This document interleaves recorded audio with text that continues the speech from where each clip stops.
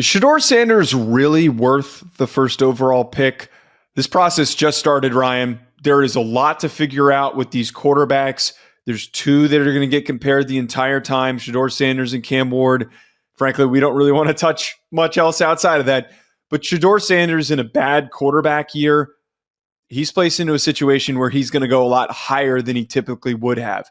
You have a little bit of pause on projecting him and the ability that he has to start at a high level in the NFL. What is that pause?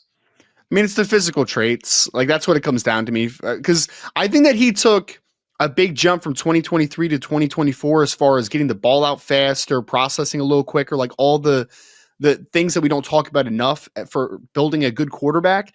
But I do still think that the best quarterbacks in the NFL, Joe, are guys that have outstanding traits, or at least very good traits from a physical profile perspective. Shedeur is going to be undersized physically. He is going to be a average at best arm strength player on the NFL level. And I don't think he's a great athlete outside of structure either. So I think there's a decent floor with Shedeur. But if I'm talking about taking a quarterback in the top 5 or maybe even number 1 overall, especially if someone trades up or if Tennessee stays at number 1, I want to take a kid that has a ceiling too, right? And that ceiling I just don't necessarily think is there with Shedeur. I like him as a player, but the more I watch him, I just really can't get fully on board with him being a franchise quarterback in the terminology of a franchise elevator. Like, I don't think he's an elevator because I don't think his ceiling is incredibly high. Right. Shedeur Sanders needs to go to the right situation where there's a good offensive line, there's some good receivers. If he steps into a spot where there's nothing, like Drake May, perfect example of this past year, he goes in, there's nothing around him, he makes big plays. Jaden Daniels comes in this past year, he's got Terry McLaurin, he's got a shaky offensive line at best, he's got a bunch of old dudes across that roster, and he was so good that he could have been in the MVP conversation. Shedeur Sanders is not that level of talent.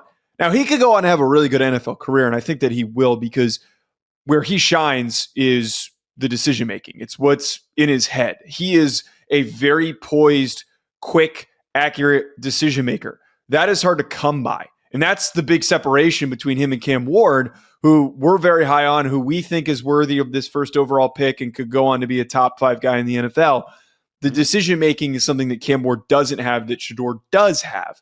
But is that really enough to outperform the limitations that we're discussing here? Because the arm is something that stood out to me on film. There were instances where he's getting hit, where he is trying to get away from pressure. He's not athletic enough to completely evade said pressure. And when he's off platform, the ball flutters. The ball it's not delivered to receivers to the degree and with the pace that it needs to in order for it to be completed. So if things are around him aren't effectively flowing in the right direction, it oftentimes leads to incompletions and sometimes mistakes. Well, and that's my hesitation, obviously, because, again, the floor is great, and the floor is really good for year one, right? Being able to adjust to an NFL offense and to an NFL situation. And I think that he will be in a better situation year one than Cam Ward potentially in this conversation. But it's talking about year 2, year 3, year 4 buildup. Like, that type of conversation, I think, is where this thing completely changes. Joe, let me throw it back at you. You are a New York Giants fan.